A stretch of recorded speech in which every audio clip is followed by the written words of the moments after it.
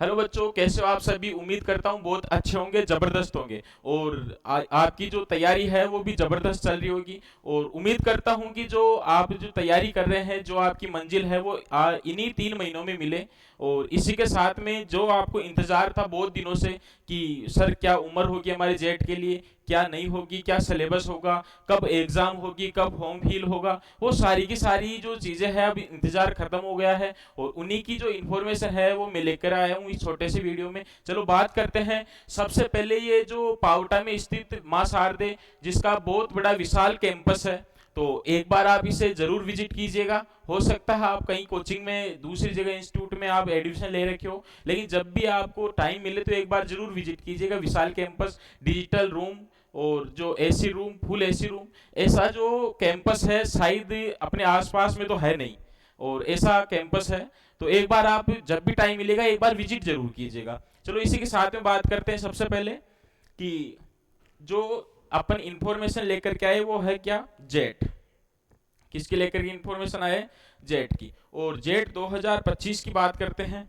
जो इसका जो फुल फॉर्म है, जॉइंट एंट्रेंस टेस्ट जो होता है, मतलब संयुक्त परीक्षा प्रवेश। और ये संयुक्त परीक्षा प्रवेश जो एग्जाम है, प्रवेश जो एग्जाम है, वो कौन कौन दे सकता है और किसके लिए दे सकता है। जो मतलब एग्रीकल्चर यूनिवर्सिटी होती है इनके लिए है, जो प्राइवेट भी होती है और गवर्नमेंट भी होती है, तो उनके लिए जो एग्जाम है वो कंडक्ट करा रहा है कौन, जो SKRU बीकानेर जो यूनिवर्सिटी है वो। ये बहुत पुरानी यूनिवर्सिटी है, बहुत अच्छी यूनिवर्सिटी है, तो ये कंडक्ट करा रही है जेट 2025। और ये जो जेट है वो हर 3 साल के बाद में यूनिवर्सिटी चेंज होती रहती है। तो जोधपुर के बाद में अब जो नंबर आया है वो किसका है, SKRU बीकानेर का। और ये जो पेपर है वो बहुत बनाती है, लेवल का पेपर बनाती है बेटा। और ये पेपर के साथ साथ में मैं बता दूं कि ये जो पेपर है, जो एग्रीकल्चर का है थोड़ा ठीक ठाक लेवल देती है, बायो का है वो थोड़ा जो लेवल है वो बढ़िया देती है। मतलब कि एग्रीकल्चर में ज़्यादा प्रॉब्लम नहीं आने देती, लेकिन बायोकेमिस्ट्री है उसका थोड़ा सा लेवल अच्छा देती है। तो तैयारी आप उसी तरीके से कीजिएगा।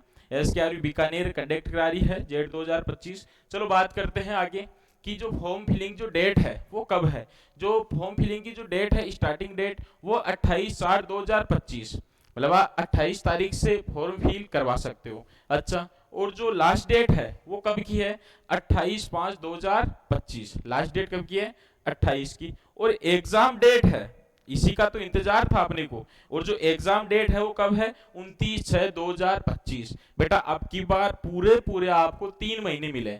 ऐसा शायद पहली बार हुआ है कि जो क्रैश बैच है उसमें सबसे ज्यादा टाइम मिलता है, तो वो इस बार का है। और वो है कब, 29/6/2025। और लगभग सभी इंस्टीट्यूट में 29 मार्च से बैच स्टार्ट थे और 29/6 तक क्या है, एंडिंग है। तो लगभग 3 महीने हैं, आराम से सिलेबस भी हो जाएगा, आराम से रिवाइज भी हो जाएगा, और अच्छे से आप समझ पाओगे। तो अच्छे से जो अपना जो पेपर है उसका थोड़ा सा मैनेजमेंट, उसका थोड़ा सा देखना, टाइम का मैनेजमेंट, रोल नंबर, ये सारी चीजें तो समय समय पर ये जो अपडेट है मैं करवाता रहूंगा। चलो बात करते हैं। इसकी लास्ट डेट 29 है और स्टार्टिंग डेट 28/4 और 28/5 तक भर सकते हैं। इसके बाद में विलंब जो शुल्क है उसके साथ में भर सकते हैं 2 से 5 दिन, लेकिन अपन विलंब इतने तो पैसे वाले है ही नहीं, विलंब तक जाना ही क्यों, अपने को यहीं पर ही एंडिंग करना है। चलो बात करते हैं आगे कि इसकी जो एज है, सबसे जो मोटा रोग था अपना वो था एज, कि सर क्या मैं सर जेट की एक तैयारी कर सकता हूँ, क्या सर मेरी एज है। तो उन सब का जवाब है कि अगर आपकी एज 31/8/2025, 31/8/2025 तक अगर आप 16 वर्ष के हो चुके हो, ऐसा नहीं सर मेरा एक ही दिन कम पड़ रहा है, सर मेरा 2 ही दिन कम पड़ रहा है, ऐसा नहीं। अगर आप 31 तक 16 साल के हो चुके हो तो आप क्या हो, एग्जाम दे सकते हो, योग्य हुआ। अच्छा, और अगर आपका 1-2 दिन भी कम पड़ रहा है तो क्या है, आप योग्य नहीं हो, बेटा आप एग्जाम नहीं दे सकते, आप फिर नेक्स्ट ईयर दे सकते हो। अच्छा, बात करते हैं सब्जेक्ट। सब्जेक्ट कौन कौन सा, एसीबी। एसीबी का मतलब होता है एग्रीकल्चर, केमिस्ट्री, बायोलॉजी। और कौन सा दे सकते हैं, पीसीबी, फिजिक्स, केमिस्ट्री, बायोलॉजी वाली भी दे सकते हैं। PCM, physics, chemistry, math. अच्छा, ये एग्जाम दे सकते हैं जिसके पास में मैथ भी हो, जिसके पास में क्या हो, बायोलॉजी भी हो, जिसके पास में एग्रीकल्चर भी हो, ये एग्जाम दे सकते हैं। और इनके लिए जो सिलेबस है लगभग सेम आता है, केमिस्ट्री सेम आएगी, फिजिक्स सेम आएगी और बायोलॉजी सेम आएगी और मैथ थोड़ी सी अलग आएगी, एग्रीकल्चर थोड़ी सी अलग आएगी। बाकी बात करें तो केमिस्ट्री और जो बायो है वो 11th-12th में जो आपने एनसीईआरटी पढ़ी वो टोटल वही चीज आनी है और उन्हीं से ऑब्जेक्टिव टाइप के क्वेश्चन पूछ रहे हैं। चलो इसी के साथ में आगे बात करते हैं।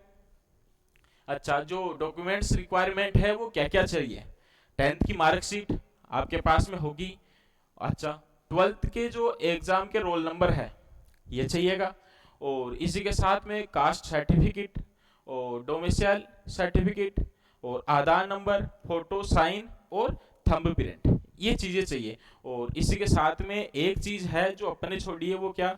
आपकी जो बैंक की जो पासबुक है, जो बैंक की जो पासबुक है उसका या तो जो फ्रंट पेज है वो स्कैन होगा, या फिर आपका जो, या आपके पिताजी का या आपकी मम्मी का, मतलब फैमिली में कोई भी मेंबर हो उसकी पासबुक का जो फ्रंट पेज, या फिर चेक का कैंसिल, मतलब जो कैंसिल चेक होता है ना वो, तो वो स्कैन होगा। ये एक चीज अपने से छूट गई तो ये आप ऐड कर लेना। बाकी क्या चाहिए? 10th की मार्कशीट, 12th का रोल नंबर, कास्ट, और ये डोमिसाइल जो होता है मूल निवास, और आधार नंबर, फोटो, साइन और थंब प्रिंट, यही चाहिए। चलो बात करते हैं आगे।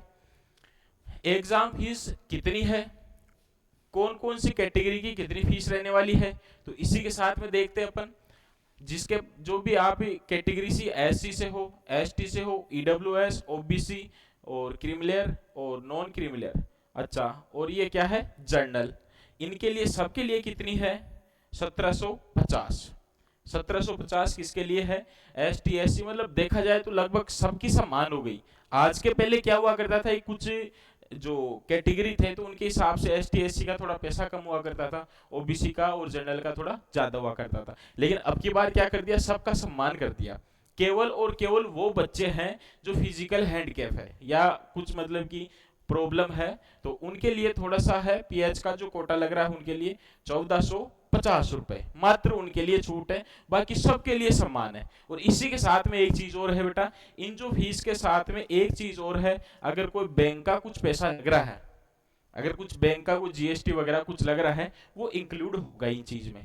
बाकी जो पैसे हैं 1450 कौन है? जिनके जो पीएच है फिजिकल हैंडीकैप वो उनके हैं, और जो नॉन फिजिकल जो हैंडीकैप है उनके कितना है? 1750। इसी के साथ में मैं एक छोटी सी इंफॉर्मेशन और दे देता हूँ।